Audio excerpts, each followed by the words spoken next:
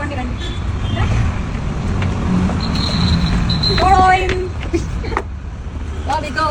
అమ్మా బాగుందా friends dress? ఈ రోజు మా పిల్లవాళ్ళు డ్రెస్సెస్ కొనిద్దామని వెళ్తున్నారు. నేను గిఫ్ట్ మా షెల్లో గిఫ్ట్ కొనిద్దాం అనుకుంటున్నా. మమ్మీ 69 కేజెస్ వచ్చింది. సో ఈ రోజు బట్టలు షాపింగ్ చేద్దాం. నేను 69 కేజీస్ రావడానికి 1 మంత్ నుంచి నేను కష్టపడి డైట్ చేశాను. నా లైఫ్ లో ఈ మధ్య కాలంలో నేను ఇంత సిన్సియర్గా డైట్ అనేది ఎప్పుడు చేయలేదు. అసలు 40 కేజీలు తగ్గిన తర్వాత నేను ఇక అసలు తగ్గట్లేదు. అయినప్పటికీ కూడా ఇంకొంచెం తగ్గాలన్న నా ఆశ. శారీస్ కట్టుకుంటే బాగుండాలి కదా. ఇక ఆశ వల్ల నేను ఏంటంటే మళ్ళీ వెయిట్ లాస్ జాయిన్ అయ్యాను. 15 డేస్ పెట్టాల్సిన వెయిట్ లాస్ పెట్టుకోకుండా 1 మంత్ అయింది.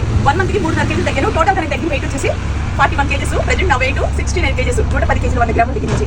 సో ఈ రోజు అయితే నాకు నచ్చిన డ్రెస్సెస్ ఇలా వేసుకొని మా పిల్లలతో సమానంగా ఇలా ఉన్నాను ఫ్రెండ్స్. దగ్గర నుంచి మమ్మీ ఎక్సర్సైజ్ వచ్చింది. అది పార్టీ చేసుకుంటే బట్టలన్నీ కొనిద్దామని చెప్పి బయటకు వెళ్తున్నాను. పార్టీ చేసుకోవట్లేదు, ఎందుకంటే మళ్ళీ నాన్ వెజ్ తినండి మళ్ళీ లావు ఎక్కుతాను.